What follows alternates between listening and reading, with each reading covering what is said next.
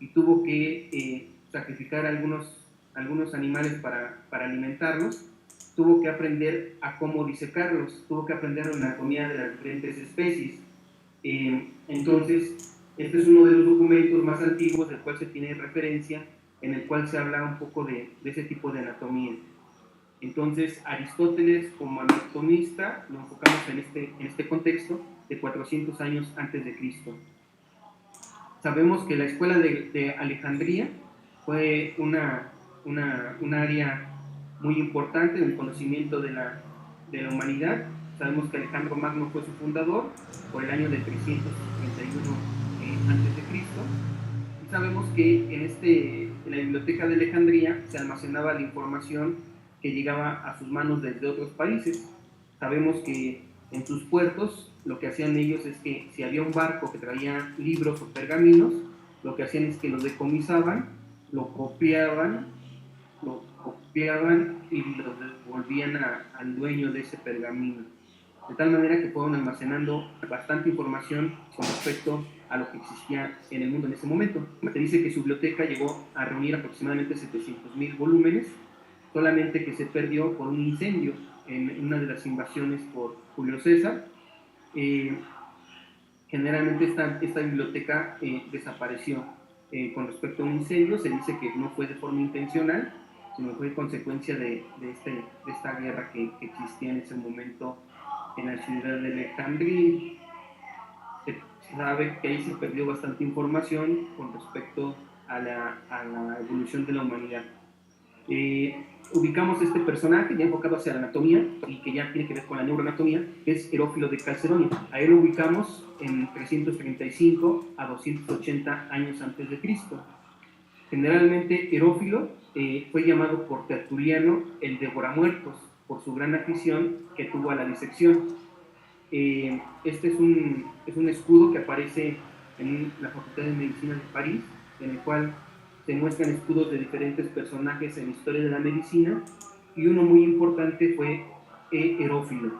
Sabemos que nosotros lo conocemos en anatomía por la prensa de Herófilo o confluencia de los senos a nivel del tórculo en el hueso occipital. Entonces, Herófilo va a describir del sistema nervioso los ventrículos laterales, el tálamo scriptorius, que encontramos en el piso del cuarto ventrículo, la tela coroidea y los senos venosos del cráneo.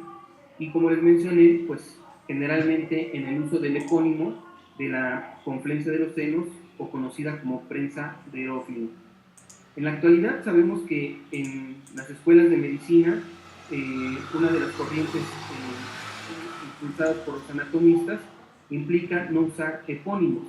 Entonces, el nombre de Herófilo se ha dejado de usar para describir esta estructura que es la confluencia de los senos. Sabemos que un epónimo es el nombre propio que se le da a una estructura anatómica en referencia a quien lo describió por primera vez. Pues Herófilo es muy importante para esto. Herófilo, así como tenía una gran afición para poder disecar cadáveres, también se dice que llegó a practicar la vivisección. Sabemos que en ese momento la forma que las escuelas de medicina obtenían cadáveres para el estudio anatómico eran por cadáveres que les asignaban los juzgados, se puede decir, la parte de la justicia de cada país asignaba como una sanción, de acuerdo al delito, morir. Que una vez que muriera, se fuera disecado por los anatomistas. La otra opción era que podía morir vivisectado, hacían vivisección. Uno de los personajes que se le asocia que realizó vivisección fue Herófilo, al igual que Eustaquio. Eso forma parte de un momento en la historia de la medicina. Entonces, no solamente se disecaban muertos, sino que se llegaron a disecar vivos en ciertos momentos en la historia de la anatomía. Otro personaje importante es Erasistrato, de Zeus. Generalmente de Erasistrato no tenemos una estructura anatómica que la recordemos por su epónimo, pero fue muy importante en la neuroanatomía. Se puede decir que es el padre de la neuroanatomía funcional. porque hizo una asociación entre una estructura y una función cerebral. Él describió las circunvoluciones o los giros, los nervios de la médula espinal. Fue el primero en postular un mecanismo de la función cerebral. Fue el primero en postular un mecanismo de la función cerebral. La sangre y los tipos de aire o neuma eran las principales fuentes de alimento y movimiento. Los espíritus animales fueron llevados a todas partes del cuerpo a través de los nervios huecos. Esa es la explicación que daba Erasistrato con respecto a cómo funcionaba el sistema nervioso, que los espíritus viajaban a través de los nervios y que los nervios en la parte interna estaban vacíos, similar a la teoría que después en el siglo XVII postuló Descartes y Borelli con respecto al funcionamiento del sistema vascular. Entonces, estamos hablando de Erasistrato, 200 años antes de Cristo, y generalmente Erasistrato es considerado como el padre de la neuroanatomía funcional, aunque no lo conocemos tanto por algún epónimo en neuroanatomía. Generalmente hay un libro que se llama El cerebro despierto, de Horacio Magún, Premio Nobel de Medicina, donde nos dice que generalmente el ser humano ha tratado de explicar cómo funciona el cerebro en base al adelanto tecnológico más importante de su época. Sabemos que en nuestra época, en nuestro momento que nos tocó vivir ahorita en el siglo XX, siglo XXI, sabemos que lo más avanzado es la computadora. Generalmente nosotros pensamos que el cerebro funciona similar a una computadora, pero sabemos que su función incluso va más allá de una computadora. En algún momento se llegó a pensar que el sistema nervioso funcionaba a través de acueductos, que el líquido que estaba en los ventrículos fluía de los ventrículos laterales al tercer ventrículo, del tercer ventrículo al cuarto ventrículo, y de ahí hacia el espacio subaracnoideo, y que eso hacía que el sistema nervioso funcionara. Eso era una asimilación a lo más evolucionado que había en esa época, que eran los acueductos romanos, la forma en la cual llevaban el agua de zonas lejanas a las ciudades, en la ciudad de Roma. Fue un avance, se puede decir, arquitectónico, y entonces cuando abrían el cerebro y veían que tenía cavidades y que en esas cavidades había un líquido, se pensaba que el cerebro funcionaba de esa misma manera.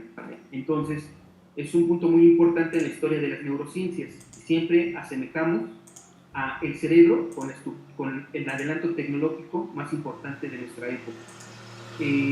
Sabemos que para el estudio del sistema nervioso siempre han sido necesarios los anfiteatros o los teatros anatómicos. Aquí vemos un teatro anatómico en el cual tienen esta forma semicircular, donde se llevaban los cadáveres que eran sentenciados a muerte, ya sea vivisectados o que una vez que fallecían, una de sus sentencias es que su cadáver iba a ser disecado por los anatomistas, por los médicos anatomistas. Aquí no solamente se disecaban cadáveres humanos, sino también de otras especies, donde se hacía neuroanatomía comparativa. Sabemos que actualmente hay uno de los anfiteatros que sigue existiendo, sigue abierto al público en Italia, que es el anfiteatro de la Universidad de Padua, en el cual se puede acceder. Es un anfiteatro de los antiguos. Nuevamente está esta disposición circular, en el centro la mesa de disección, para poder hacer estas disecciones del cuerpo humano y del sistema nervioso. Entonces, pues la anatomía del cerebro y la anatomía en general se ha estudiado haciendo disección o haciendo cortes anatómicos. Esta es una imagen del libro de un proyecto del doctor Fernando Martínez, neurocirujano uruguayo, y Luis Domitrovic, también neurocirujano de Uruguay, que se llama Breve Historia de las Neurociencias. Lo pueden encontrar en Twitter, donde nos muestra esta característica en el cual en un momento la anatomía del sistema nervioso se estudió a través de cortes. Sabemos que se puede decir que el padre de la anatomía topográfica y de la anatomía seccional es un ruso que se llama Pirogov, que congelaba los cadáveres y posteriormente los cortaba. Es una forma de estudiar la anatomía del sistema nervioso. Entonces, siempre ha sido una metodología para aprender la neuroanatomía, es la disección, ya sea en cadáveres con postmortem fresco, como en este caso en el procedimiento de necropsia, o ya sea en cadáveres fijados en formol. En este caso mostramos una parte de una necropsia donde se está obteniendo el encéfalo, y posteriormente fijarlo, inyectar las arterias, inyectar las venas y poder hacer estudios neuroanatómicos o aprendizaje. Importante para el residente de neurocirugía, sino para todo aquel que se dedique a las neurociencias. La neuroanatomía es una ciencia básica y como ciencia básica es la base para la neurología, para la psiquiatría, para la neurocirugía o para otras áreas como puede ser la rehabilitación neurológica, la terapia física o fisioterapia, o áreas un poco más alejadas ya de la parte biológica o estructural como puede ser el arte. Sabemos que actualmente hay una corriente que es la corriente de la neuroestética, donde es importante el conocimiento de estas estructuras que forman nuestro cerebro y cómo funcionan. Entonces, esto es lo que mostramos en esta imagen. Una vez que se extrajo el encéfalo, se fija y podemos hacer disección de fibras o podemos hacer cortes anatómicos. Entonces, el cerebro siempre ha competido con el corazón para ver cuál es la estructura que más tiene que ver con las funciones cerebrales o con las emociones como tal. Generalmente en la antigüedad se pensaba que el amor se encontraba en este órgano que es el corazón, porque cuando veían a la persona que les agrada o que les gustaba,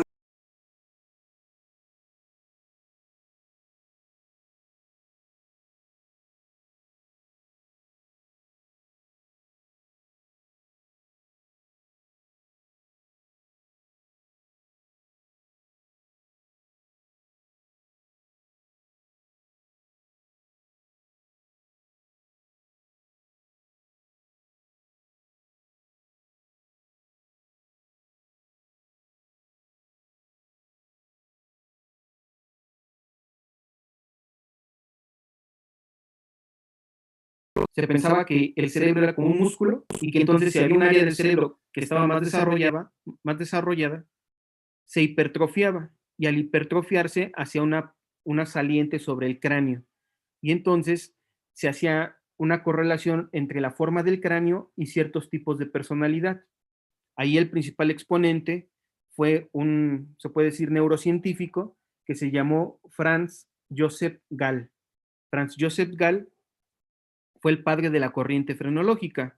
Posteriormente a esta corriente tuvimos un personaje que desbancó esta teoría, que fue Paul Pierre Broca. Paul Pierre Broca nos decía que había una frenología, no del cráneo, sino de las circunvoluciones del hemisferio cerebral, que generalmente las funciones del cerebro estaban en relación con los giros y los surcos.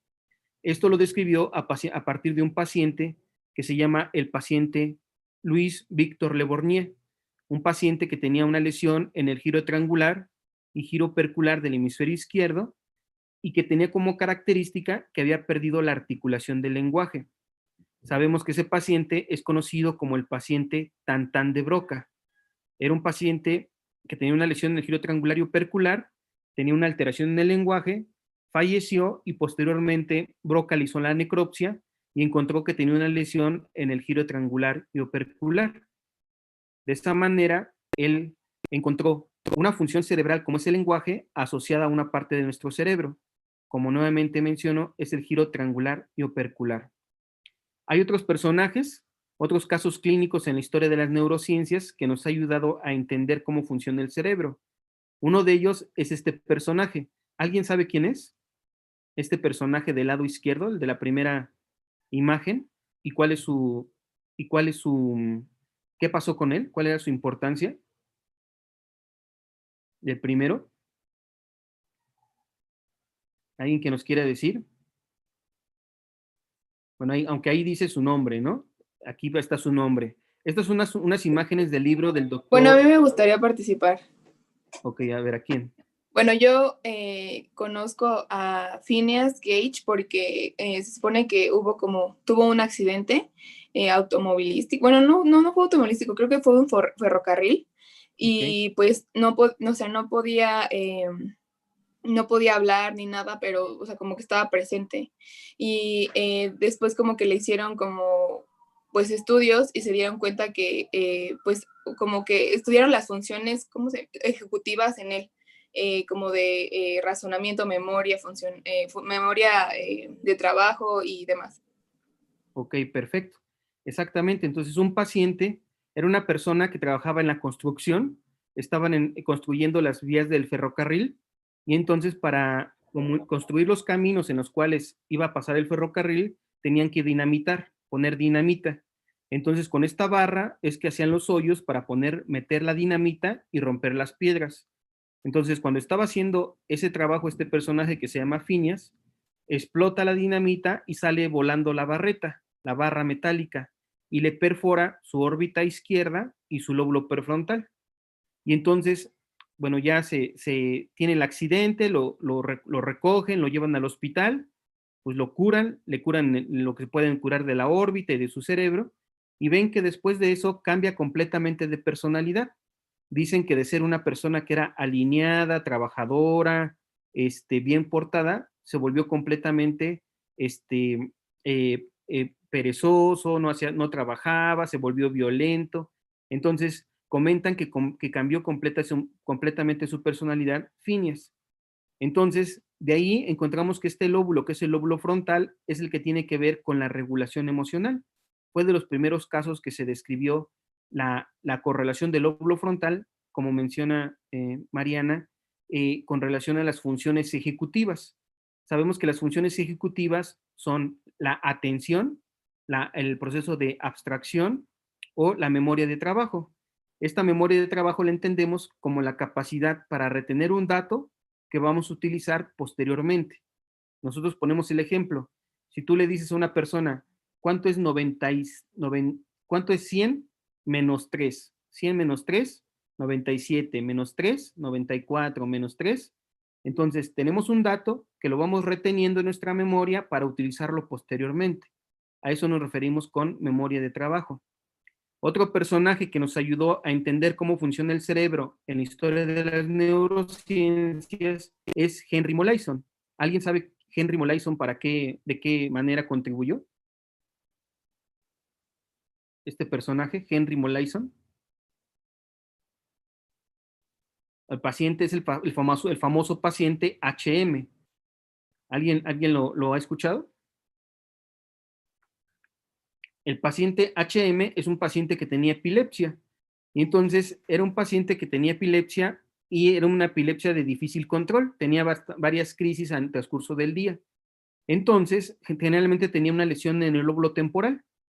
Entonces, sabíamos que si le resecaban la región temporomesial del lóbulo temporal, donde se encuentra los campos amónicos y que es donde tenía la lesión, en el campo amónico 1 o sector de Sommer, generalmente es donde estaba la zona epileptógena. Se sabía que si le quitaba un hipocampo al paciente, mejoraban sus crisis, pero en este caso este paciente tenía lesión en ambos hipocampos. Sabemos que el hipocampo se relaciona funcionalmente con la memoria a corto plazo. Entonces, bueno, si se le quitaban un hipocampo, pues iba a tener un déficit, pero compensaba el otro hipocampo. Pero no disminuía el número de crisis. De tal manera que lo que hizo un neurocirujano que se llama Scoville es resecar ambos hipocampos. Entonces, a lo mejor de forma clínica, el paciente mejoró, disminuyó el número de crisis, pero el paciente no quedó funcional. ¿Por qué no quedó funcional? Porque para que consolidemos nuestra memoria es necesario el hipocampo. Entonces, si tú le quitas los dos hipocampos al paciente, en ese momento, pues no se sabía que el paciente no iba a poder consolidar la memoria y posteriormente le iba a costar mucho aprender. Entonces, fue un paciente, un caso clínico muy importante, cuya valoración neuropsicológica lo hizo la doctora Brenda Milner, una neuropsicóloga, neurocientífica que actualmente vive y que generalmente contribuye con la explicación de cómo fue el caso y la evolución de Henry Molaison. Obviamente en esa época Henry Molaison era un adolescente, posteriormente fue recuperando la función de la memoria. Entonces, estos tres personajes nos ayudaron a entender cómo funciona nuestro cerebro. Henry Molaison, el paciente Luis Víctor Le Borgne, y el otro paciente que es el paciente Tantan de Broca, que es Phineas Gage. Son 3 personajes que nos ayudan a entender cómo funciona nuestro cerebro.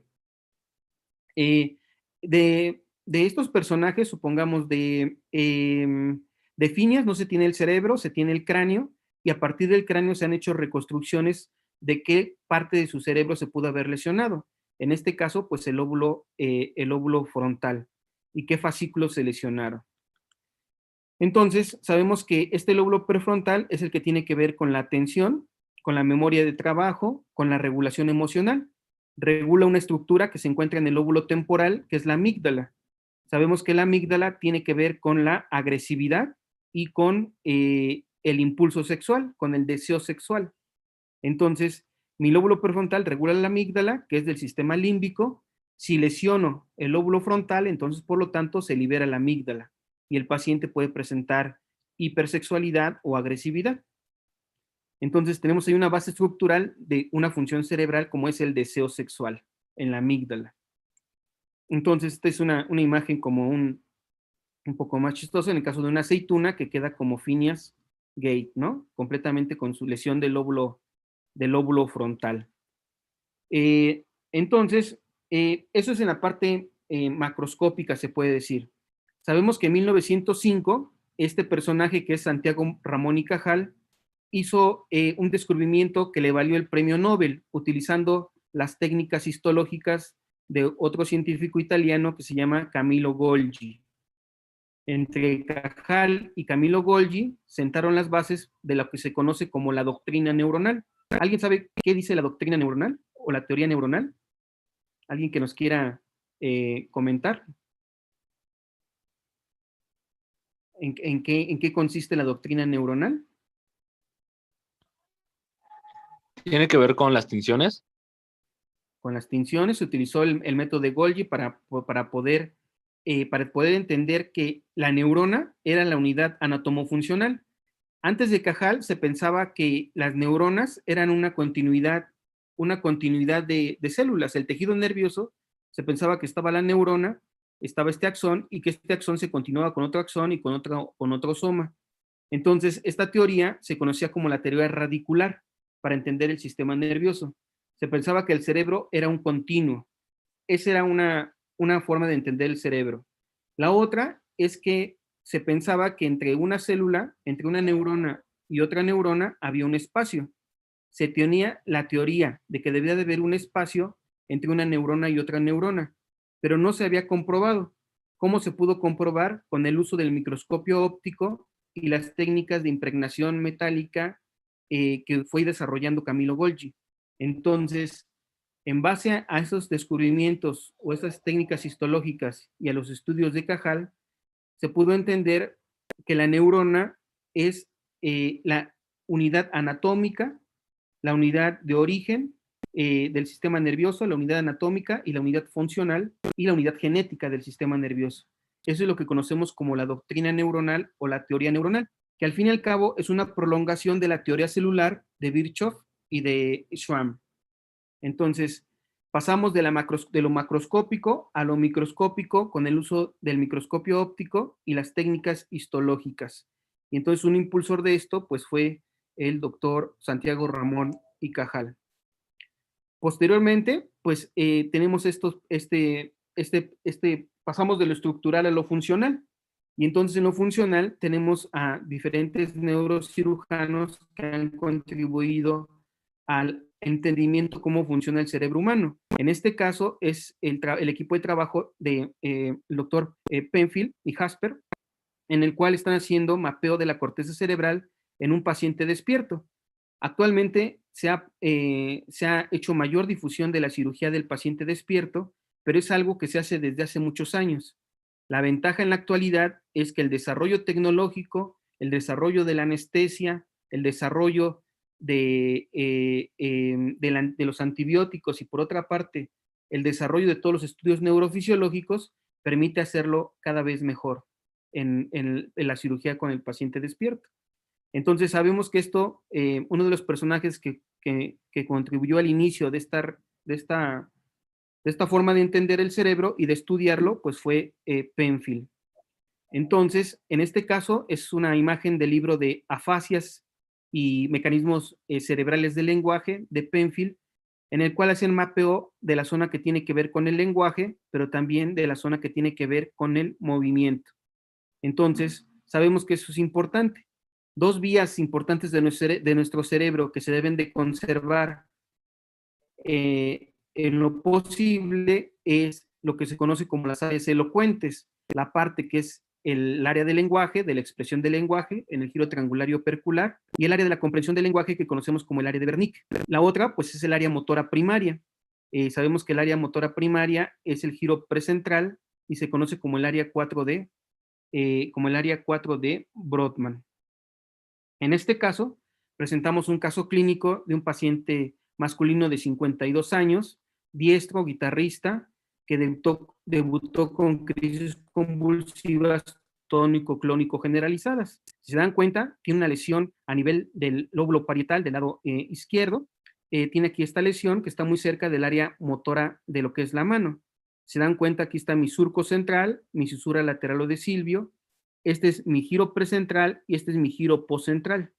Entonces, si se va a resecar este tumor que está en relación con el lobulillo parietal superior, se tiene que hacer la planeación quirúrgica de tal manera que se evite lesionar las áreas motoras del lenguaje o las áreas de la comprensión del lenguaje o el área motora de la mano.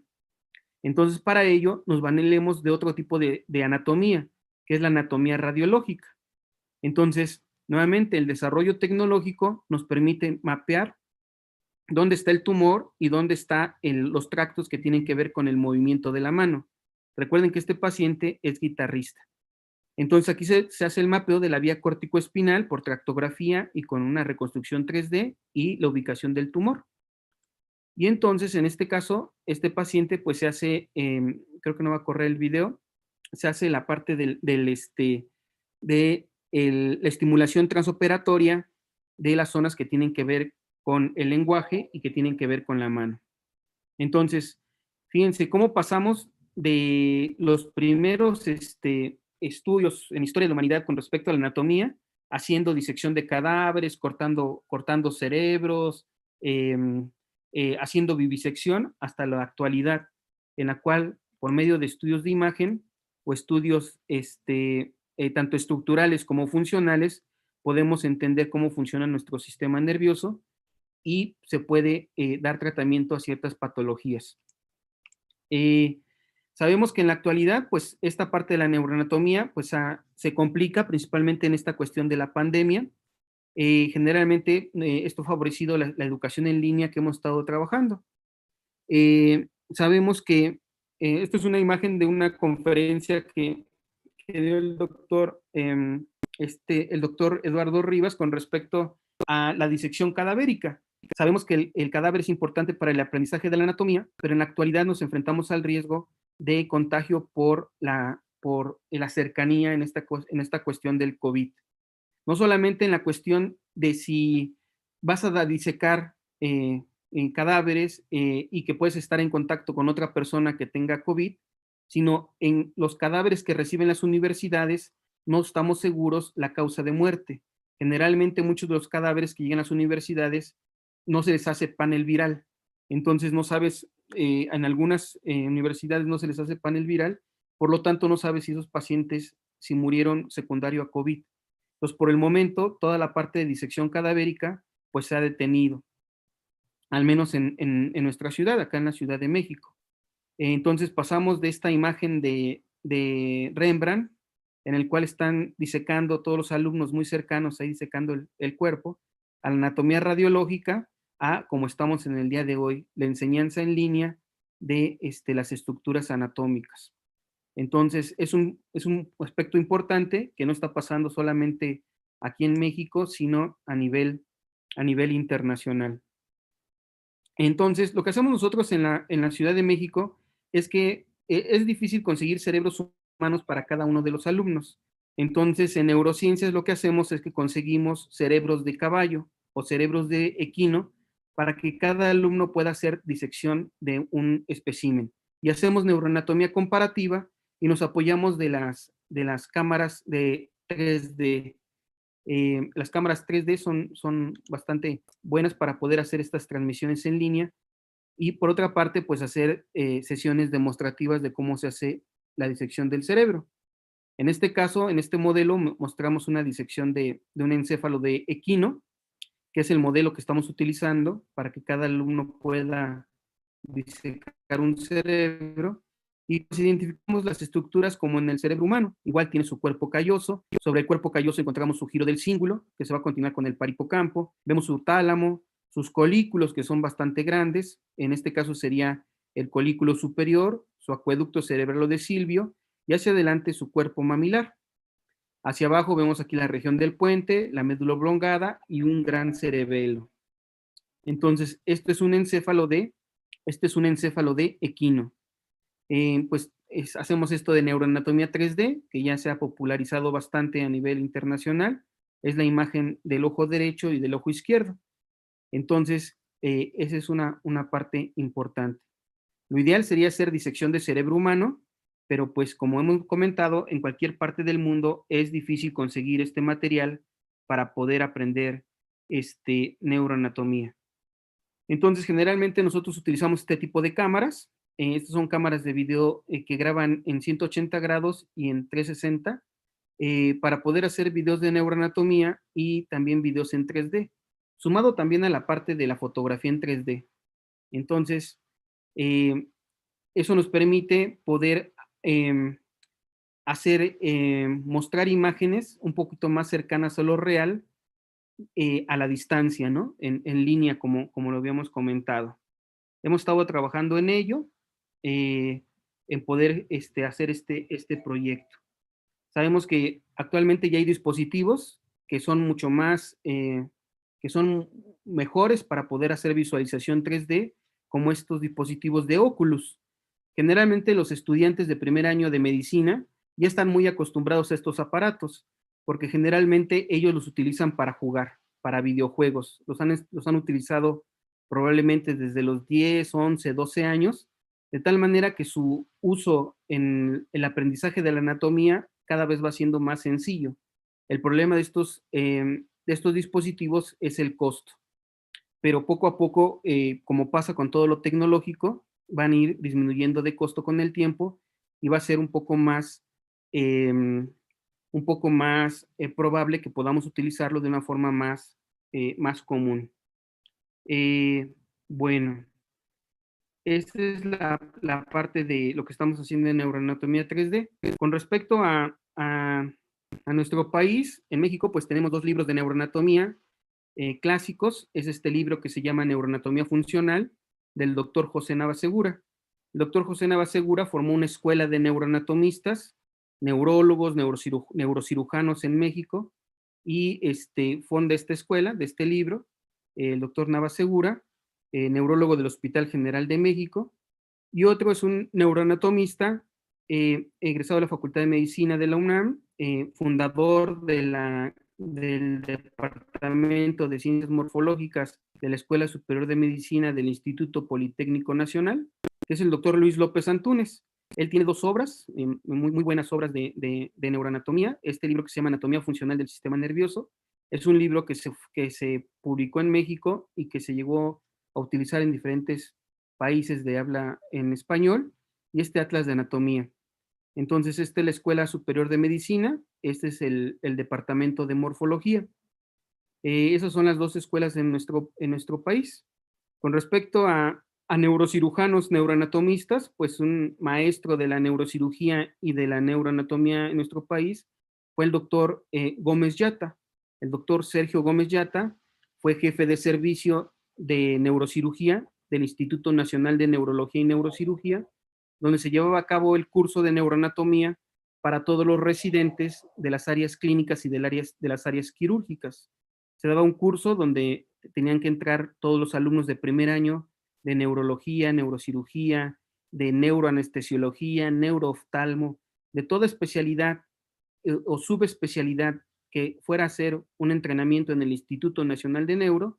Entraba este curso de neuroanatomía con el doctor Sergio Gómez Yata, y como mencioné, era el jefe de servicio de neurocirugía en el instituto. Todos estos son residentes de neurocirugía de primer año de aquella época. Entonces, un laboratorio muy bonito, el laboratorio del doctor Gómez Yata, donde se hacía no solamente anatomía, sino se complementaba con la parte de microcirugía en la rata. Generalmente para el entrenamiento neuroanatómico, generalmente pensamos en el cadáver, pero es muy importante también poder hacer microcirugía en la rata para las prácticas de anastomosis. Entonces, en el laboratorio del doctor se tenían los dos elementos, la anatomía y la microcirugía. Igual presentarles a mi maestro, el doctor Luis Delgado Reyes. El doctor Luis Delgado es neurocirujano, Hospital Juárez de México y neuroanatomista. Él tiene un canal que se llama Cuniatos. Generalmente en este canal de Cuniatos se suben videos de neuroanatomía y de anatomía, donde ya por varios años se han compartido esta parte de la neuroanatomía con estudiantes de Latinoamérica. Entonces, actualmente nosotros nos encontramos en la licenciatura de neurociencias, donde tenemos instructores de neuroanatomía, que son estudiantes de pregrado, que están estudiando medicina y que se están formando para en próximos años poder seguir haciendo neuroanatomía y, si ellos lo consideran, hacer una especialidad en el área de neurociencias o dedicarse a la investigación en esa área, al igual que los estudiantes de la licenciatura de neurociencias. Esta es la Facultad de Medicina. Este es un diplomado de neuroanatomía que hacemos en la universidad, en la UNAM, donde acuden alumnos de diferentes áreas de conocimiento. Son alumnos nuevamente, como les comento, algunos son médicos, algunos son neurocientíficos, otros son alumnos de fisioterapia, de rehabilitación. Entonces, la neuroanatomía es una ciencia básica que es fundamental para todo aquel que se dedique a las neurociencias, ya sean clínicas o básicas. Esta es una fotografía que nos tomamos el año pasado en el equipo de neurociencias en la Facultad de Medicina de la UNAM, y pues esto es el equipo de instructores, ayudantes de profesor, son estudiantes que están en segundo año, tercer año de la carrera de medicina y de la carrera de neurociencias, y que se están formando en la parte de neuroanatomía, en la parte teórica y en la parte práctica. Generalmente estos alumnos están como instructores en el transcurso de su carrera, de la carrera de medicina, están segundo, tercero, cuarto año, y muchas veces pueden hacer su último año, que es el servicio social, en la facultad, haciendo igual disección y dando clases de neuroanatomía, en lo que entran a hacer su especialidad. Entonces, bueno, fue parte de compartirles más o menos una introducción histórica con respecto a la neuroanatomía y mostrarles lo que hacemos en la Ciudad de México. No sé si tengan alguna pregunta con respecto a ello. Tú hablas que el futuro de neuroanatomía sea no más disección, alumno hands-on, no más. Para alumnos de pregrado, en el futuro no. En el pregrado no. Generalmente estaría enfocado ya hacia alumnos de posgrado, residentes de neurocirugía, residentes de neurología. Pero en el futuro próximo, alumnos de pregrado no, porque generalmente ya no entra dentro de sus competencias, de las competencias o el conocimiento que tiene que adquirir un estudiante de medicina de primer año. Generalmente en anatomía no les evaluamos que sepa hacer un punto de sutura, que reconozca una estructura en el cadáver. Entonces, todo esto que aprenden disecando un cadáver no se evalúa. Y por otra parte, muchos de los estudiantes de medicina no van a ser cirujanos. Algunos, a lo mejor de 30, 40 alumnos, uno va a ser cirujano, o dos. Entonces, eso por una parte. Y por otra parte, cada vez va siendo más necesario de los estudiantes de posgrado, de los residentes de las áreas quirúrgicas, hacer cursos o tener formación en el cadáver para que tengan entrenamiento previo a ver pacientes y estar operando pacientes. Entonces, la tendencia es que la disección en pregrado se disminuya y que se vayan creando programas de posgrado de anatomía quirúrgica para residentes. O sea, el cadáver se seguirá utilizando, pero ya no tanto en pregrado. Sí, Gracias. esa es como la tendencia, nada más que pues es en cualquier parte bueno, al menos en México, sigue siendo como muy difícil poder hacer esto. Ujú. Gracias. Sí. Vamos Bueno, para la segunda. ¿Cómo ok, fue a melodía agora? Vamos. sí. O que tiene agora más?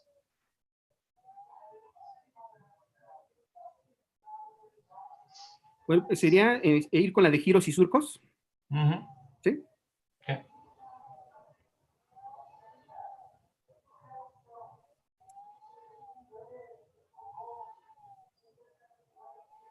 Bueno, entonces hablaríamos de giros y surcos del hemisferio cerebral.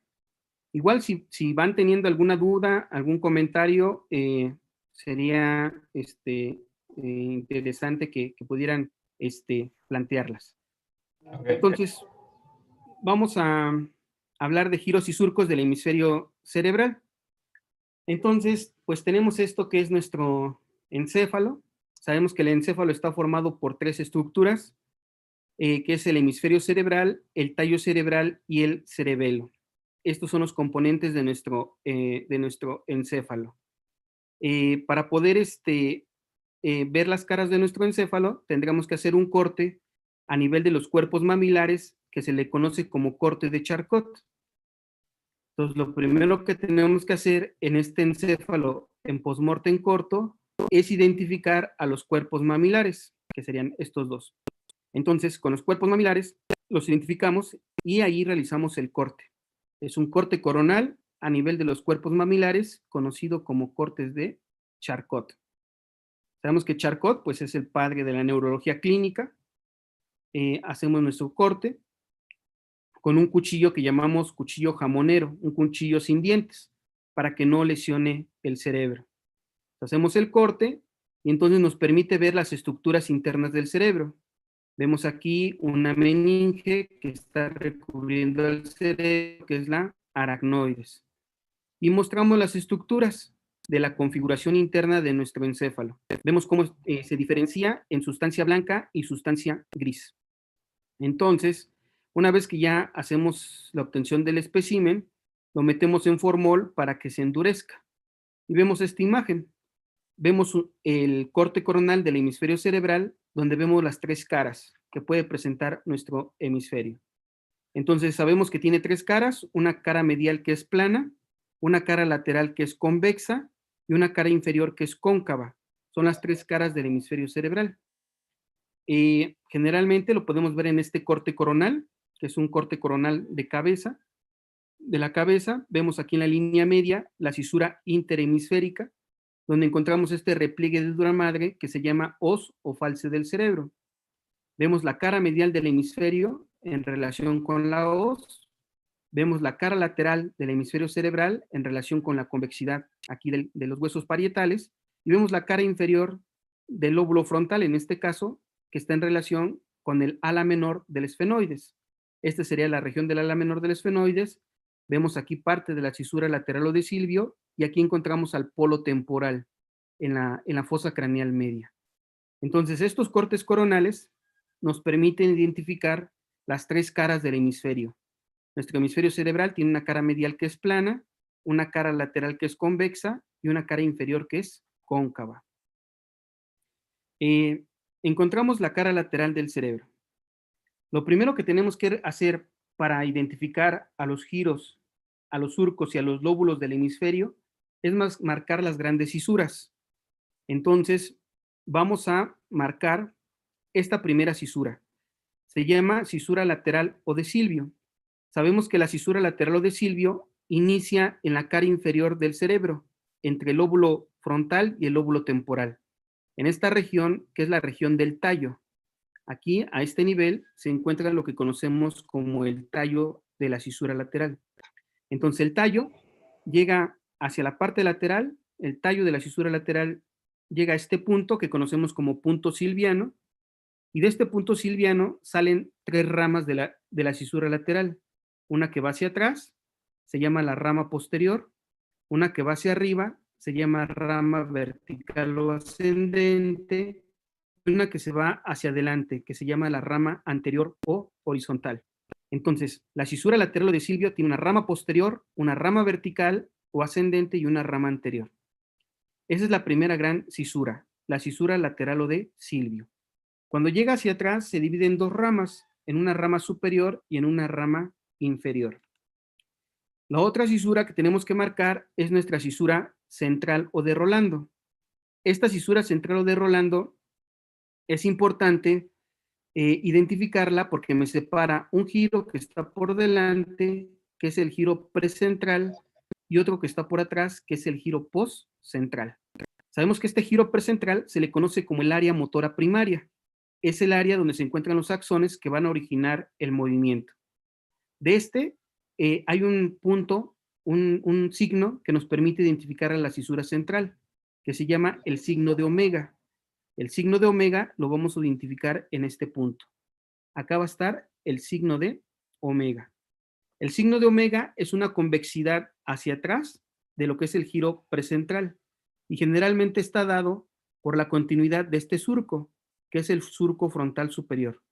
Viene aquí mi surco frontal superior, se topa con el giro precentral y entonces hace que la convexidad se vaya hacia atrás, mi giro precentral. Este signo de omega se correlaciona en el giro precentral con el área motora de la mano, de tal manera que es una zona muy importante ubicar este signo y esta zona en el giro precentral.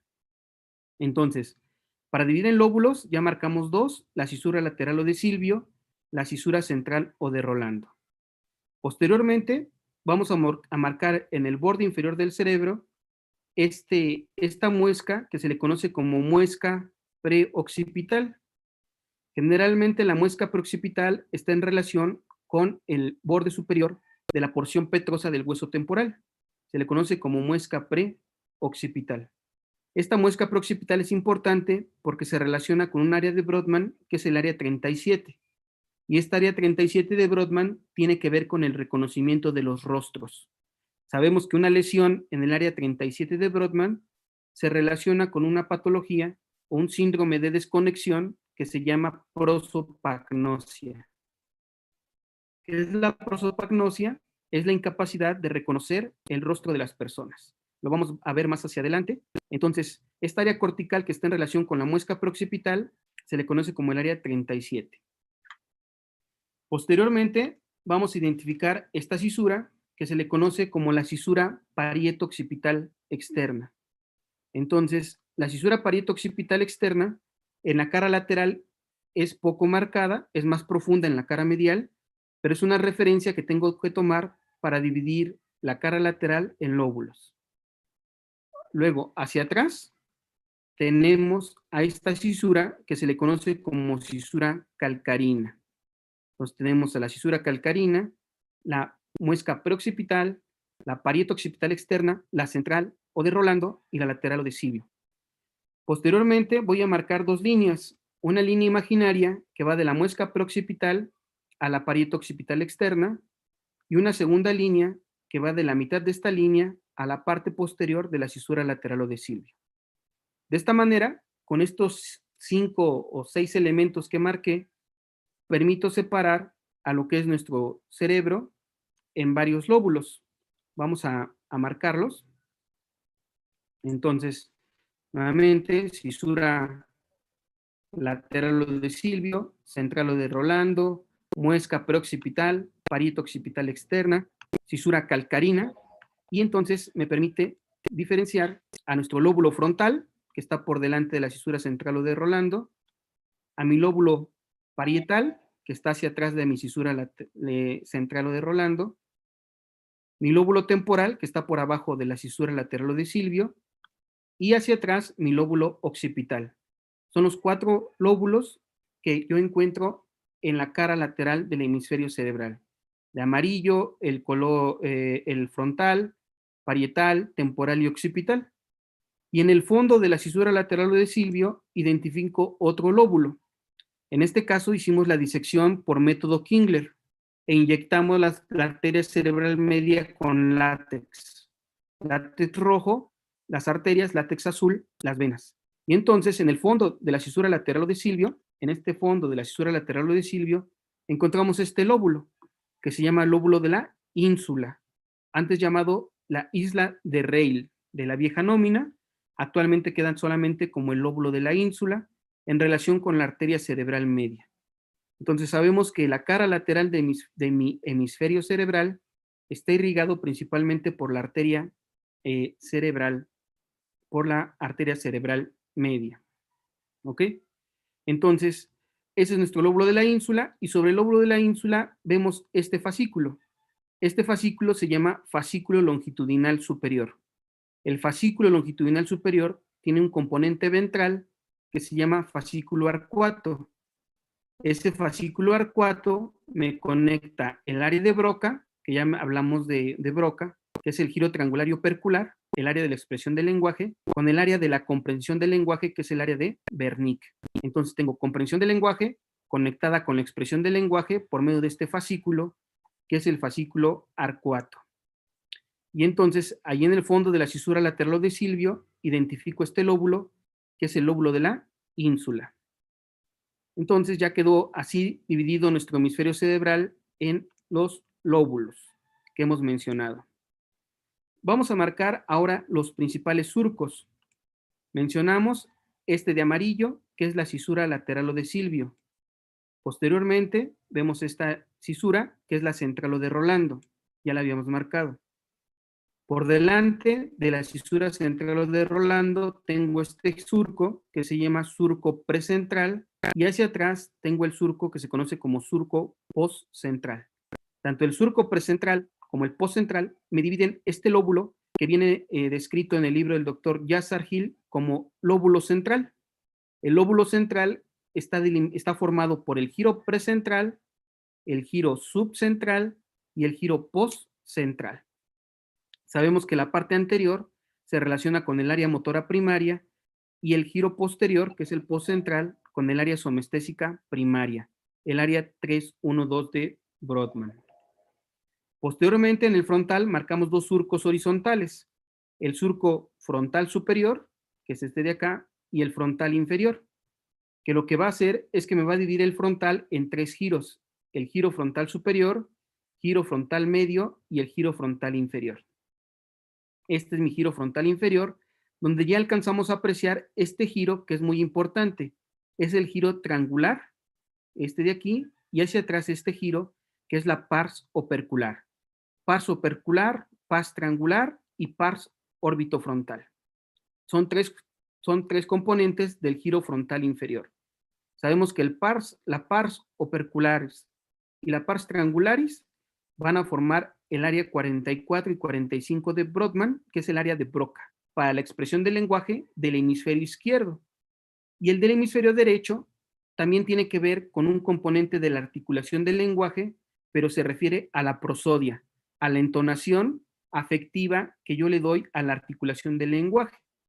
Entonces yo sé que una persona puede escuchar si está alegre o si está triste, generalmente por esta entonación afectiva que le da a su lenguaje. ¿En qué parte del cerebro se lleva a cabo esta función? En el giro triangular y opercular, pero del lado derecho. Entonces, el izquierdo es el de la articulación del lenguaje y el derecho es el de la prosodia, en este giro triangular y opercular. Posteriormente, vemos hacia acá atrás, se marcó en la parte posterior. Vamos a ver cómo se marca aquí mi cisura parieto-occipital, que ya la habíamos mencionado, la parieto-occipital externa. Posteriormente, vamos a marcar otra cisura, otro surco, que es el surco temporal superior, este de aquí. Mi lóbulo temporal tiene dos surcos, el temporal superior y uno más hacia abajo, que es el temporal inferior. Entonces, estos surcos, que es el surco temporal superior y el temporal inferior, me delimitan tres giros: el giro temporal superior, el giro temporal medio y el temporal inferior. Mi giro temporal superior tiene un giro de paso que me comunica mi lóbulo temporal con mi lóbulo parietal. Este giro de paso se conoce como giro supramarginal y es esta región del giro supramarginal, que es continuidad del giro temporal superior. Mi giro temporal medio se continúa hacia atrás, nuevamente con un giro de paso que me comunica lóbulo temporal con lóbulo parietal. Se llama giro angular. Entonces aquí tengo dos giros, el giro supramarginal y el giro angular, que conocemos como el área 39 y 40 de Brodmann. Se le conoce como el área de Wernicke. La describió un psiquiatra alemán que se le conoce como Karl Wernicke. Entonces, Karl Wernicke nos habla de un paciente que tiene una alteración del lenguaje, pero no es una alteración de la expresión, como el paciente que presentó Broca, sino es un paciente que no comprende el lenguaje.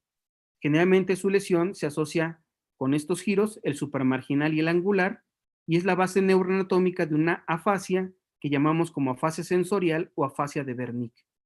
Entonces, estamos a nivel del parietal, mostramos este surco que se llama surco intraparietal, que me divide a mi parietal en dos lóbulos, lobulillo parietal superior y lobulillo parietal inferior. En el parietal inferior ya mencionamos que se encuentra el supramarginal y el angular. Esta línea imaginaria ya la habíamos marcado previamente, que va de la muesca preoccipital a la parieta occipital externa. A la mitad de esta línea trazamos otra línea que va a la cisura lateral o de Silvio. Nuevamente regresamos al frontal, encontramos la pars orbitaria, la pars triangular y la pars opercular, área de Broca. Hacia atrás encontramos el giro supramarginal y el giro angular, que es el área de Wernicke. Ya mencionamos previamente que el Wernicke y Broca se conectan por el fascículo longitudinal superior. Entonces, estos son los giros. Sabemos que un neuroanatomista que se llama Corbinian Brodmann, por el año de 1909, presentó este mapa citoarquitectónico. Hizo un mapa histológico de la corteza cerebral del humano. Y entonces nos muestra las áreas de Brodmann que ya hemos mencionado. Sabemos que el giro precentral son estos puntos negros, que son el área 4. El tercio medio es el área 6, que se le conoce como premotora, que tiene que ver con la planeación del movimiento. El tercio medio es el área 8, que tiene que ver con los movimientos oculares conjugados. Hacia abajo, el giro triangular y el opercular es 44 y 45. Y mi lóbulo prefrontal, que tiene que ver con la atención, con la memoria de trabajo, con el proceso de abstracción y regulación emocional, son varias áreas de Brodmann. Es el área 46, el área 47, 9, 10 y 11. Todo esto es lo que conocemos como lóbulo prefrontal. Es el que se dañó en el paciente Phineas Gage. Hacia atrás vemos nuestro lobulillo parietal superior, que corresponde al área 5 y 7. Es el área somestésica secundaria o de asociación. Hacia abajo encontramos nuestro lóbulo temporal, y en nuestro lóbulo temporal mencionamos el giro temporal superior, el medio y el inferior. En mi giro temporal superior encuentro el área 41 y 42, que es el área auditiva primaria. Y por fuera encuentro el área 22 y 21, que es la auditiva secundaria o de asociación. Estas áreas auditivas secundarias o de asociación son las que me permiten las nocias auditivas. De tal manera que si ustedes ya conocen la voz de una persona, pueden reconocerlo nada más por la voz. Eso es una nocia auditiva. O supongamos el carro a lo mejor de su papá o de un familiar. Si ya escuchan cómo suena su carro y están ustedes en su casa, escuchan que llegó el carro y lo asocian, ¿verdad? Eso es una nocia de tipo auditiva. Y tiene su base neuroanatómica en estos giros, en el giro temporal superior y en el giro temporal medio.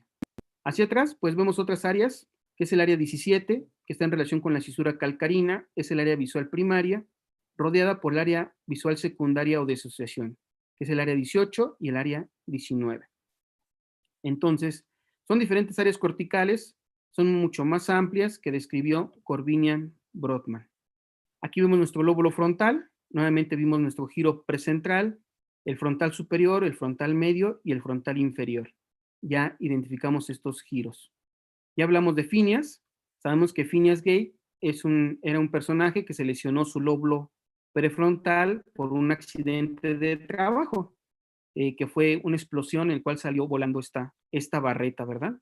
Entonces, Phineas es importante para entender esto. Eso fue el caso de Phineas. En algún momento en la historia de las neurociencias se realizó lesión del lóbulo prefrontal para el tratamiento de síntomas psiquiátricos. Generalmente este avance en las neurociencias o estos trabajos en neurociencias lo inició un personaje que se llama Monitz. Monitz fue importante para el desarrollo de esto, y también otro psiquiatra y neurocirujano, un psiquiatra que es Walter Friedman y James Watts, que hicieron en ciertos pacientes con alteraciones del carácter de la psiquiatría, hacían lesiones de las fibras que conectaban el núcleo dorsomedial del tálamo con mi lóbulo prefrontal. Estas son disecciones que vienen en el libro del doctor Friedman de psicocirugía, lo que llamaban psicocirugía, y que actualmente se llama neurocirugía funcional para síntomas psiquiátricos. Generalmente, lo que se hacía es lesionar estos axones que conectan el lóbulo prefrontal con el núcleo dorsomedial. Recuerden que el prefrontal es el que tiene que ver con la regulación emocional, con la abstracción y con la voluntad. Entonces, lo que se hacía es que se hacía un trépano, pone diferentes formas de abordaje que describen en el libro de Psychosurgery de Friedman. Una de ellas era hacer un trépano en la parte lateral del cráneo, donde se metía esta espátula, y una vez estando la espátula adentro, se abría y hacía la leucotomía. Lo que se hacía era cortar estas fibras que van del dorso medial al prefrontal. Se llegó otra forma de abordaje que seguramente han escuchado, es a través de la órbita. Se hacía una incisión en la órbita, se metía se puede decir un como tipo semejante a esto, como un estilete, se puede decir, y hacían lesión del frontal. Generalmente esto ha ido evolucionando y pues ahora ya generalmente no se hacen lesiones, sino se pueden poner estimuladores que conectan o que activan las neuronas del dorso medial con el prefrontal, supongamos en los pacientes con depresión crónica refractario a tratamiento farmacológico. Estos son tratamientos que están indicados en pacientes que no responden a tratamiento farmacológico. Hay todos unos criterios actuales para el manejo de estos pacientes y esto forma parte nada más de la historia, ¿no? Esto que estoy mostrando es parte de la historia de las neurociencias, pero ha evolucionado en la actualidad. En nuestro parietal tenemos aquí nuestro giro poscentral, sabemos que es el área somestésica primaria, el lobulillo parietal superior, que es el área 5 y 7, la somestésica secundaria o de asociación, nuestro giro supramarginal y angular, que es el área 39 y 40. Entonces, Wernicke, el área de comprensión del lenguaje, el área que tiene que ver con la percepción corporal. El lobulillo parietal superior se asocia con la percepción corporal. Sabemos que la capacidad de reconocer una parte de mi cuerpo como propia se llama somatognosia. La somatognosia tiene su base neuroanatómica en el lobulillo parietal superior. La capacidad de reconocer una parte de mi cuerpo como propia. Tenemos pacientes que pueden tener lesiones en este giro, que es el giro en el lobulillo parietal superior, y que van a presentar un síndrome de desconexión que se llama asomatognosia. Entonces, el paciente que no reconoce una parte de su cuerpo como propia y me da un síndrome que es el síndrome de la mano ajena o de la mano extraña, donde el paciente ve una mano, pero no la reconoce como suya y la aleja. ¿Estamos de acuerdo? Son lesiones en el lobulillo parietal superior. Entonces, este lobulillo parietal superior es importante para ello, para el reconocimiento de la estructura corporal. Se ha visto que en los pacientes con anorexia o con bulimia, sabemos que se ha documentado que hay alteraciones en este lobulillo parietal superior. Hay una alteración en la percepción corporal, justamente por la asociación que hay del lobulillo parietal superior con mis áreas visuales secundarias o de asociación. Entonces, este es un lóbulo que es muy interesante para el esquema corporal. Sabemos que el giro poscentral es el área somestésica primaria. Aquí va a llegar la vía espinotalámica. Aquí también llegan los axones de la vía de Cuneatos y Gracilis. Hay cuadros de desconexión que son un poco más extraños, un poco más raros y que están en investigación, como esto que se llama la apoptepnofilia. Generalmente la apoptepnofilia se refiere a personas que tienen una alteración en la percepción corporal y no reconoce una parte de su cuerpo como propia, pero va un poco más allá. Generalmente el paciente que tiene asomatognosia no la reconoce, pero entonces la omite. Se puede decir que la neglige, no le hace caso a esa extremidad. De tal manera que cuando se viste, solamente se viste la parte derecha de su cuerpo, pero la izquierda no le hace caso. En este caso, eso es asomatognosia. En este otro síndrome de desconexión, el paciente no solamente no reconoce la extremidad, sino que se la amputa. Le genera cierta alteración en este paciente que pide que se la amputen. Obviamente este paciente puede ir con un médico y pedir que le amputen en la extremidad que no reconoce. Obviamente cualquier médico no le va a amputar una extremidad si no hay una indicación médica. Entonces, como no se lo amputa el médico, ¿qué hace el paciente? Se la amputa él mismo. Entonces son síndromes neuropsicológicos o síndromes de desconexión que entran en el campo de la neuropsiquiatría, que tienen su base estructural en este lóbulo, que es el lóbulo parietal superior. Es el que nos da nuestra identidad corporal o nuestra percepción visoespacial corporal, el lobulillo parietal superior. Entonces, ese es un lóbulo fascinante. Generalmente, cuando uno le gusta las neurociencias y la neuroanatomía, generalmente uno va teniendo un lóbulo por el cual tiene una mayor afición, un mayor gusto. Entonces, supongamos, a mí me gusta mucho el lóbulo temporal. Es el que más me gusta porque tiene muchas implicaciones anatómicas, funcionales, patológicas. Pero hay alguien que a lo mejor le gusta todo lo que tiene que ver con el control, con la regulación emocional, y le gusta mucho el lóbulo frontal. Otros que son más visoespaciales y les gusta más el parietal y el occipital. Entonces, cada lóbulo es fascinante y muchos de los neurocientíficos se enfocan a uno de ellos por afinidad. Esto ya lo habíamos mencionado, es el área de Broca, el área motora primaria, que es el área 4, el área 6, que es la premotora, que tiene que ver con la planeación de los movimientos. Estas esculturas se encuentran en un museo que está en la UNAM, en Ciudad Universitaria, en la Ciudad de México. El museo se llama Universum y hay una sala, hay un piso del museo dedicado al sistema nervioso. Y aquí tenemos estas dos esculturas. Sabemos que, como habíamos mencionado, Penfield hizo un mapeo de las neuronas del giro precentral. Y entonces se dio cuenta que si estimulaba las neuronas de la parte inferior del precentral, se movía la cabeza, el cuello, el tronco o las extremidades. Y que las zonas que se movían mucho, que tienen mucho movimiento, tienen mucha representación cortical en nuestro cerebro. Eso se representa de forma artística en este homúnculo. Entonces, las zonas del cerebro que tienen una amplia representatividad en la corteza cerebral son bastante amplias, como puede ser la mano. La mano tiene mucho movimiento, nuestros labios tienen mucho movimiento para la articulación del lenguaje, así como la lengua y los ojos. Pero nuestras orejas las movemos poco, ¿verdad? Entonces son más pequeñitas, no tienen tanto movimiento. La región genital, pues no se mueve mucho. Cuando uno ve anatomía de la región genital, pues son músculos muy pequeños. Entonces no se mueve mucho la región genital. Pero si nos vamos hacia acá, a lo sensitivo, la región genital es muy sensible, es una zona erógena, igual que nuestros labios. Vean el labio inferior, cómo es muy sensible, igual que la lengua y nuestros ojos. Sabemos que en nuestra conjuntiva tenemos muchos receptores para el dolor. Y de nuestra mano es muy sensible, y específicamente nuestro dedo índice y de nuestro dedo anular. Entonces, generalmente este homúnculo motor está en el giro precentral y el homúnculo sensitivo se encuentra en el giro postcentral.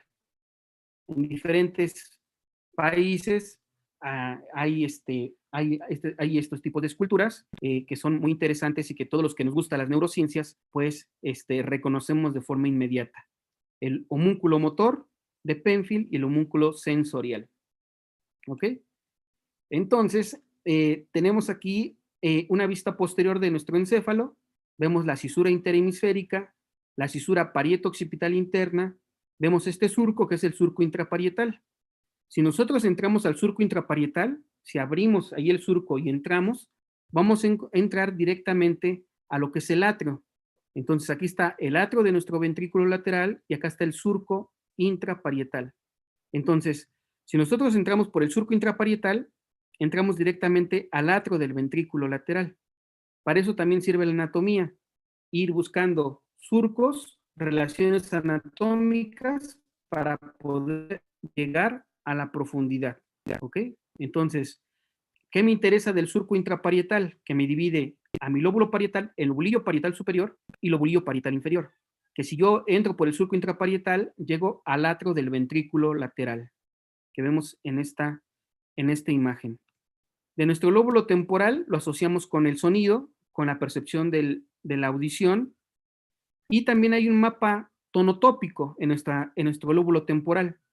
Sabemos que nuestro lóbulo temporal tiene un giro que va hacia adentro, se llama giro temporal transverso o de Heschel. El giro temporal transverso o de Heschel es el área 41 y 42 de Brodmann y es el área auditiva primaria.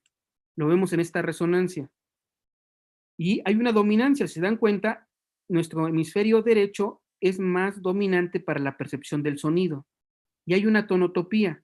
Hay ciertas neuronas o ciertas regiones que están enfocadas más a la percepción del tono, de la melodía o del ritmo de la música y de la métrica.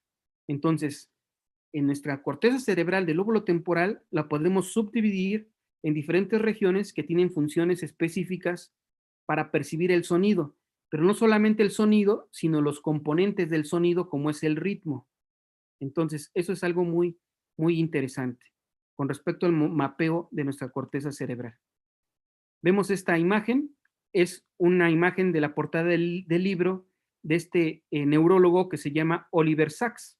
Oliver Sacks describió el libro que se llama El hombre que confundió a su esposa con un sombrero. Generalmente es la historia de un concertista, de un músico que se llama el Dr. P, que tenía una lesión en esta región, en la región de la muesca preoccipital. Y entonces no podía reconocer a su esposa por el rostro. Tenía lo que conocemos como prosopagnosia.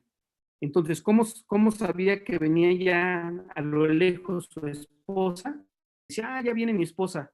No por el rostro, sino por el sombrero que traía. Obviamente, si ya estaba muy cerca y le hablaba, la reconocía por la audición, por una gnosia auditiva, pero no por la percepción visual. Entonces, este libro es un libro clásico en las neurociencias que se conoce como El hombre que confundió a su esposa, a su mujer con un sombrero, de Oliver Sacks. Tiene muchos casos clínicos neurológicos, el más representativo es el de la prosopagnosia. Bueno, acá está el giro triangular que ya hemos mencionado, el giro, el área de Broca, este sería el área de Wernicke, la comprensión del lenguaje, y ya su conexión por medio del fascículo longitudinal superior, que ya hemos mencionado, que sería ¿no? Entonces vemos aquí Wernicke, Broca, conectados por el fascículo longitudinal superior, vemos el lóbulo de la ínsula, el giro temporal transverso o de Heschel. Con respecto a mapeos de las zonas que tienen que ver con el movimiento de la mano, pues vemos aquí esto que habíamos dicho que es el signo de omega. Entonces el signo de omega se relaciona con el área motora de la mano. Vemos aquí un video, vamos a ver si corre. Este es un video del doctor Luis Arellano. Luis Arellano es neurocirujano funcional del Instituto Nacional de Neurología y Neurocirugía. Y él es el doctor Ballesteros. El doctor Ballesteros es residente de neurocirugía del Instituto Nacional de Neuro. Entonces, lo que están haciendo ellos es están haciendo una estimulación transoperatoria de la zona que tiene que ver anatómicamente con la mano. Entonces, vamos a ver lo que menciona el doctor Luis Arellano. Estamos juntos sobre la región. Son 4 miliamperes y vamos a hacer una estimulación de 4 segundos. ¿Vale? 1, 2, 3, 4. Entonces, ahí es este procedimiento que hacen en el transoperatorio está enfocado en hacer el mapeo de la zona motora de la mano. Como escucharon, ponen unos 4 miliamperes en la zona cortical y se produce el movimiento de la mano. Entonces, de esa manera, saben de forma segura que esas neuronas tienen que ver con el movimiento de la mano. Obviamente tienen que saber dónde está esa región para retirar algún tumor que esté cerca de esa zona y no lesionarla. Recuerden que un principio de la medicina es primum non nocere. Primum non nocere es primero no hacer daño.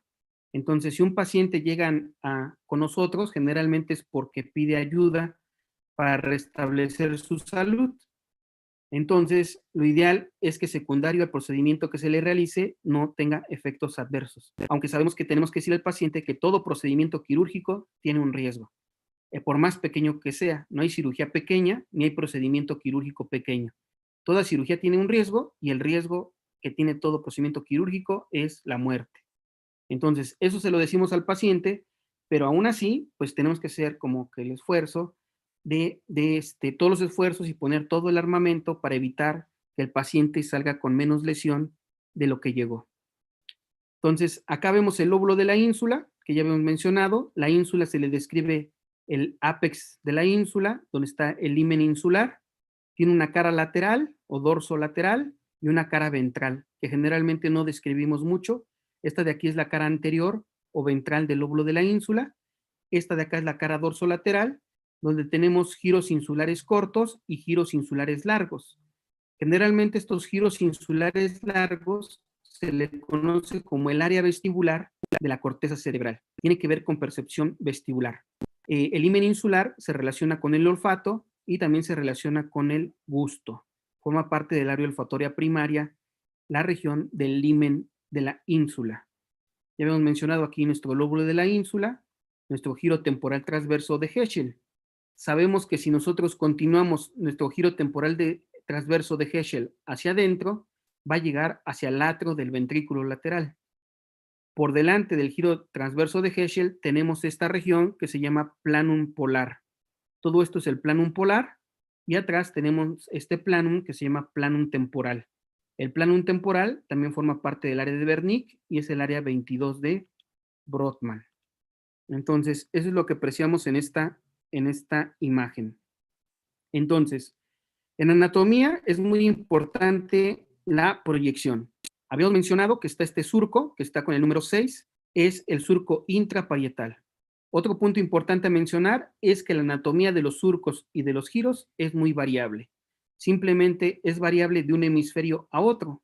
Observen aquí cómo está este surco, que podemos decir que es el surco intraparietal, y entonces vemos cómo está de una forma y de este lado en el mismo paciente su hemisferio contralateral es diferente.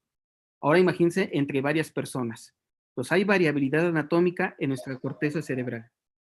Si yo hago una incisión en el surco intraparietal, voy a llegar al atrio del ventrículo lateral. Ya lo habíamos mencionado. Vemos esta imagen. Es el cráneo, ¿verdad? La vista lateral del cráneo.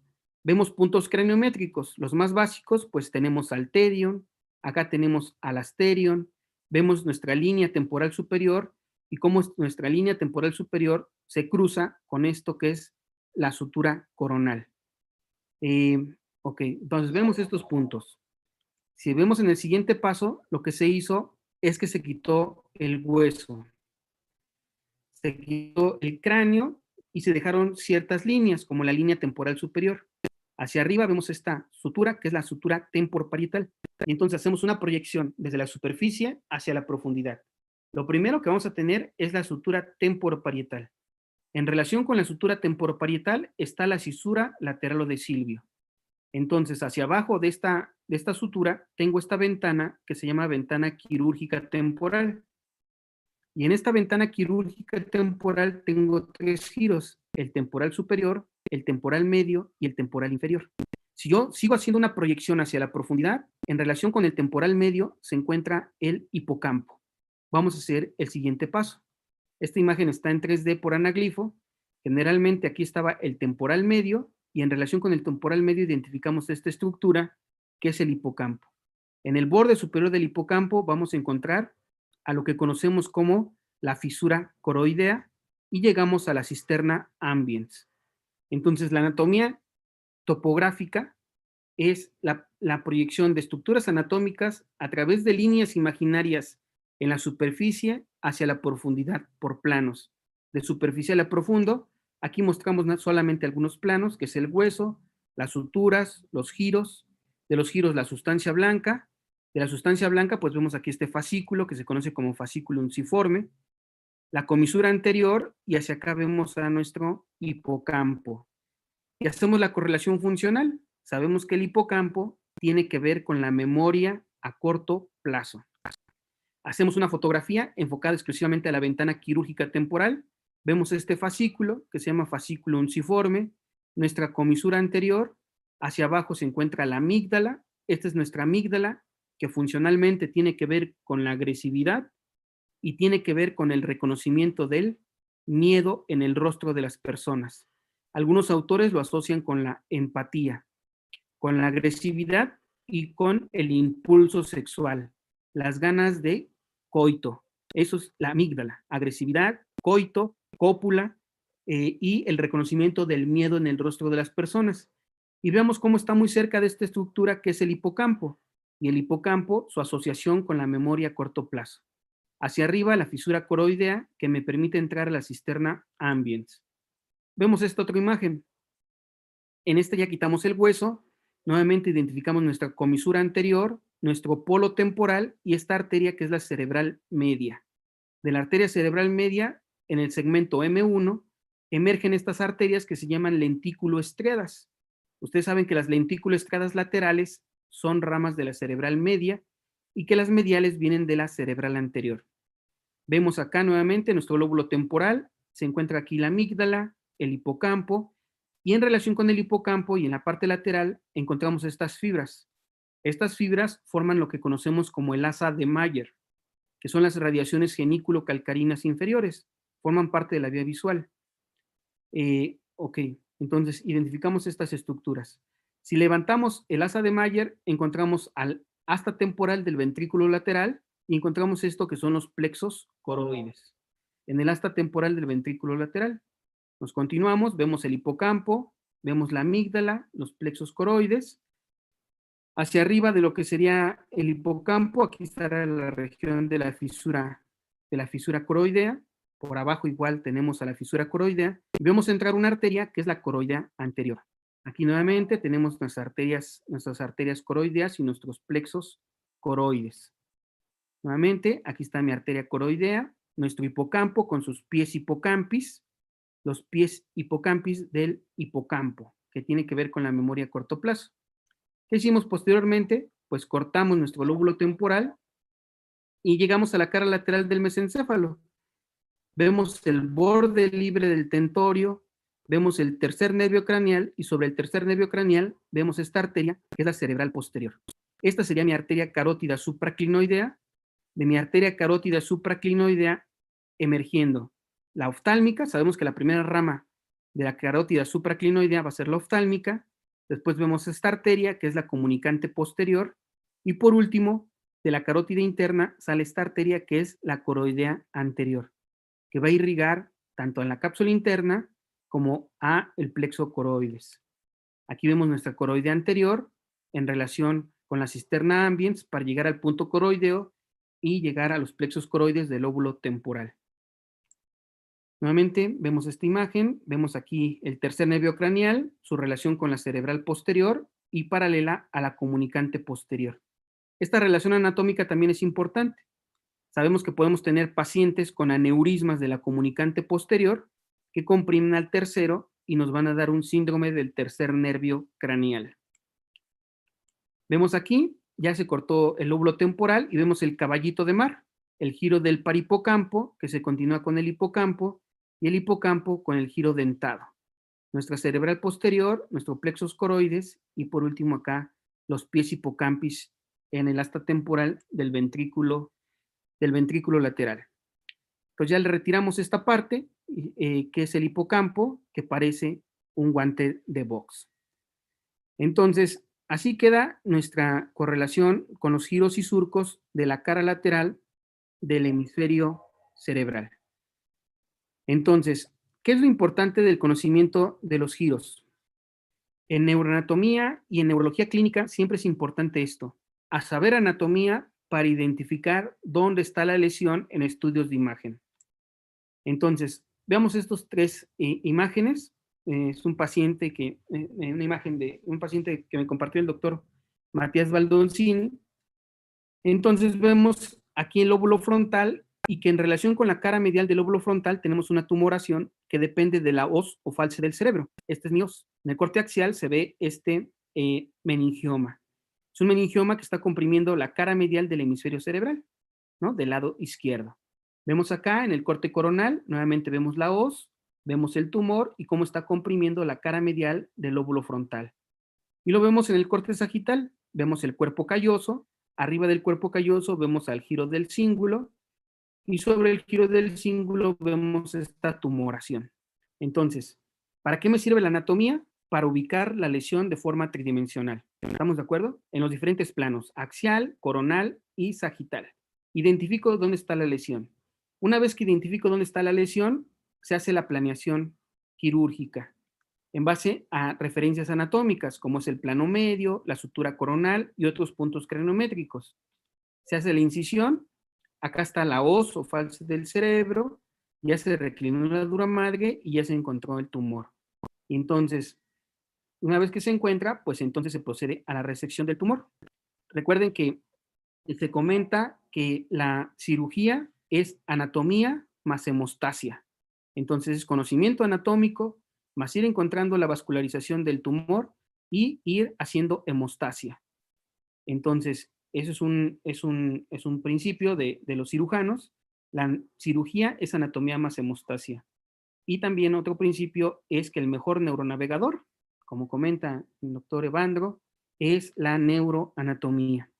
Pues con pura neuroanatomía pueden ubicarse más o menos dónde está el tumor para poder hacer el abordaje y resecarlo. Pues en este caso es una cirugía del doctor Matías Baldoncini. Ya se reseca el tumor, queda aquí mi hoz o falsa del cerebro y aquí está la cara medial del lóbulo frontal que se estaba desplazando. Entonces, eso es muy importante. Ya para concluir, esta diapositiva para nosotros en nuestro laboratorio es muy importante. Es la mística, es el fundamento de nuestro laboratorio. El conocimiento anatómico más el empleo de nuevas tecnologías se traduce en mejores resultados para la atención de los pacientes. Eso es la importancia de la anatomía. Lo tradicional, que es la disección, el laboratorio, pero eso se tiene que apoyar de lo más reciente que haya desde el punto de vista tecnológico. En este caso mostramos una tractografía y el fin es mejorar la atención de de los pacientes. Entonces, eso es muy importante. Entonces, para eso lo que se tiene que hacer es laboratorio. Se tiene que disecar un cerebro. Y entonces, esto no es solamente para la persona que se dedica a la neurocirugía, sino para, como le hemos mencionado, todo aquel que se va a dedicar al estudio del sistema nervioso. Tiene que hacer disección. Conseguir cerebros humanos para hacer disección es muy difícil. En cualquier parte del mundo es difícil conseguir cerebros humanos. Entonces, podemos aprender con cerebros de otras especies, neuroanatomía comparativa. Generalmente a nosotros nos ha funcionado muy bien el cerebro de caballo y tiene cosas similares los cerebros de los vertebrados. La ventaja es que aquí cada alumno puede hacer la disección, puede cortar, incluso se lo puede llevar a su casa porque no es un material biológico cadavérico humano. Sabemos que dependiendo de las leyes de cada país, pues no podemos tener cerebros humanos en nuestra casa o no podemos tener material biológico humano en nuestra casa. Entonces, en este caso, este material es incluso en algunas culturas es comestible, ¿no? Es de uso común y corriente. Entonces, ahí está nuestro cerebro humano. Entonces, ya habíamos mencionado con respecto al uso de las nuevas tecnologías para el aprendizaje de la neuroanatomía. Ella es Arensky, es estudiante de la licenciatura de neurociencias, que nos apoya en el laboratorio como instructora. Y pues bueno, por último, les dejo mis redes sociales. Tenemos ahí una cuenta de Facebook que se llama Anatomía Neuroanatomía 2.0 y en Twitter estamos como @cuniatos y mi correo por cualquier cosa. No sé si tengan alguna pregunta, algún comentario. Muchas gracias, profesor. Y la calidad de las fotos son muy buena, increíble, muy buena. ¿Todas son de tu autoría? Sí, excepto excepto la de los surcos, es del doctor Campero, de Álvaro Campero y Matías Baldoncini, la de los surcos. Pero la mayoría son de nuestro laboratorio. Es de Argentina, ¿eh? Sí, el Campero de Argentina. Muy bien. Ujú. ¿Y los aztecas tienen historia de neurocirugía en México, lo pasado? ¿Sitios arqueológicos? No tanto. No Generalmente tanto. los aztecas lo que hacían es sacaban los corazones. Eso es lo que pasaba con los aztecas, es que sacrificaban a los guerreros en las guerras que llamaban guerras floridas. Una forma era como un honor para ellos morir en una guerra, y en esa guerra generalmente se les sacaba el corazón y se ofrecía el corazón a los dioses. Entonces el cerebro no era como un órgano para ellos importante, más el corazón. Bien. ¿Y qué técnica você usa para colorir el cerebro? ¿Amarelo, verde? Lo editamos. ¿Es una tinta? Melody, ayuda ahí, por favor. No, es edición con Photoshop, la parte Okay. de la edición. No tem como pintar la No. color. Generalmente lo que hacemos para tinciones es la tinción de Mulligan, pero eso lo hacemos para cortes de cerebro, y se tiñen de azul, la sustancia gris, o de café, y quedan muy bien con tinción de Mulligan, pero eso es para cortes. Photoshop. Y para Okay. sistema arterial, pues es inyección de látex de látex rojo y azul. En el caso del doctor Roton, creo que utilizaban más silicón, ¿no?